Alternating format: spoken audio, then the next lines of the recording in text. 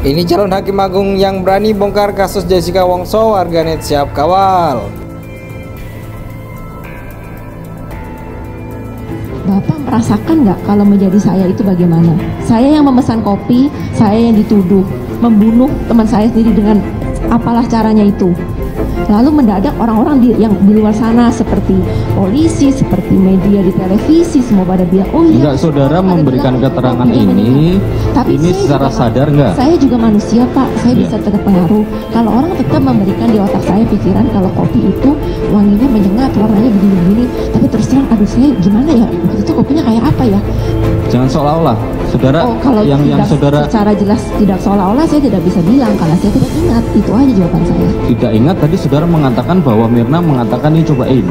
Seperti itu seolah-olahnya, tapi kan kata-katanya saya bilang saya tidak ingat. Kata-katanya tidak ingat. Tapi disodorkan kepada saudara. Jarak semana. Nah, pada waktu saudara menyentuh kopinya nggak? Tidak. Tidak menyentuh. Tidak. Tapi jaraknya dengan saudara jauh. Tidak ingat. Nggak, jaraknya dengan saudara jauh nggak? Saya tidak ingat. Ada 30 cm? Saya tidak ingat. Jarak saudara dengan saudara Mirna berapa? Ingat. Karena seorang hakim yang memutus toh, memberikan nasihat kepada si Sika, you ngaku aja, dia bilang toh, lebih baik ngaku. So perasaannya Jessica dengan tegas mengatakan dia bukan pembunuh. Kenapa hakim yang memutus masih memberikan komentar yang demikian?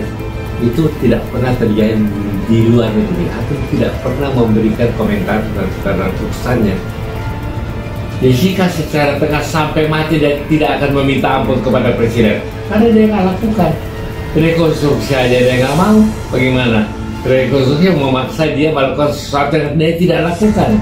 3.800 pengacara nggak begitu bodoh, artinya mau berpartisipasi kepada Jessica kalau tidak pernah membela perkara-perkara demikian. Coba ambil itu buku. Ini saya pernah bela loh. Ini Anda lihat, tuntutan bebas dalam perkara pembunuhan. Saya nggak ngomong kosong, saya bilang.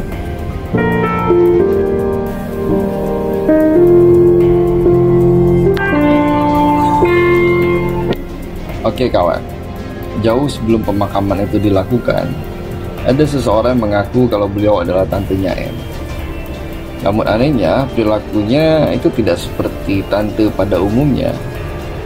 Bahkan lebih tepatnya layaknya detektif kawan. Orang tersebut mencoba mendekati J, lalu banyak bertanya perihal background J selama di Australia dan lain-lain. Namun ada pernyataan yang cukup lucu dan menggelikan kawan. Beliau mengatakan kalau di kafe tersebut ada temannya M yang memasukkan sesuatu terhadap kopi yang M minum. Wow, dahsyat sekali kawan. Dia sudah mengatakan hal tersebut sedangkan penyidikan saja sama sekali belum ada, bahkan belum dilakukan. Jadi lucu rasanya, hampir semua orang yang terlibat, termasuk yang mengaku tante barusan, sudah menuduh seseorang tanpa alasan jelas. Padahal beliau tersebut yang mengaku tantenya M sudah dimention oleh J selama di persidangan. Namun lucunya, orang tersebut yang mengaku tantenya M tidak pernah dipanggil sama sekali di muka persidangan. Tidak salah rasanya kalau perkara J adalah drama yang diciptakan. Thank you kawan. Nah, pada waktu itu kok beng-beng ongkok diusir ke luar negeri hanya karena izin imigrasi. Nah, kalau nggak telekonferensi saya orang pertama loh yang telekonferensi waktu perkaranya Pak Harto. Dia mewakili Habibie pada waktu itu. Nah, apakah pelanggaran imigrasi mengabaikan, menyingkirkan keahlian dia? Sama sekali tidak kok. Nah, kemudian datang Dr. Jaya yang 30 tahun mengenai selinya. Pertanyaan saya, waktu kejadiannya tanggal 6 Januari itu, apakah ada yang tahu mengenai cyanida? Saya terus terang sebagai katakanlah praktisi yang biasa toh membela perkara pembunuhan, baru kali itu saya dengar cyanida. Nah, saya perhatikan ketika kelas selesai ini dibawa ke dapur, dicuci karena untuk tamu yang lainnya. Jadi saya pikir kok setelah 70 jam tidak dilakukan katakanlah otopsi, dan yang melihat di lambung bahwa tidak ada cyanida adalah Dr. Jaya. Katakan aja bahwa pendapat dari Dr. Jaya mengenai cyanida palsu, masukin dari ke penjara. Jangan berkeliling-keliling di keyakinan-keyakinan. Nah, tinggal ke hakim ini menyampingkan baik Beng Beng Ong maupun katakanlah ya si otopsi mengenai visum et repertum Dr. Jaya, Musakir punya pendapat, dan pendapat ahli lainnya yang mengatakan kematian daripada si Jessica bukan karena cyanida. Nah, kalau seandainya mereka mengatakan, mereka berani, udahlah si ahli ini membuat pendapat palsu, dia jelaskan. Makanya saya katakan sebelum Netflix ini nanti Anda baca 3 surat saya, satu tanggal 7 Februari 2021, satu setelah Netflix tanggal 2 Oktober, satu tanggal 15 Oktober. Saya konsisten mengatakan bahwa Jessica adalah korban dari salah putus 15 hakim tersebut. Yang pasti mereka memutus bukan karena saksi fakta, tapi karena saksi keyakinan. Bukan karena gampang kok, kalau saya periksanya si Jessica, apakah saudara melihat Jessica menuangkan cyanida di gelas Mirna? Pasti dia jawab, sama sekali tidak, karena saya tidak ada di tempat. Tapi penggiringan opininya begitu luar biasa sehingga semua orang percaya apa yang dia katakan benar. Inilah kalau terjadi katakanlah pengadilan media menyampingkan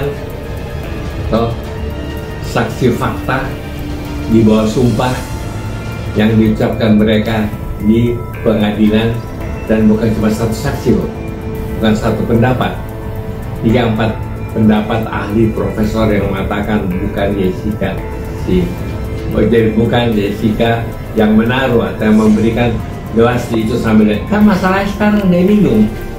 Masalah utama, terdapat nggak cyanida di lambungnya? Saya jawab tidak, berdasarkan pendapat ahli. Jadi Jessica mesti bebas.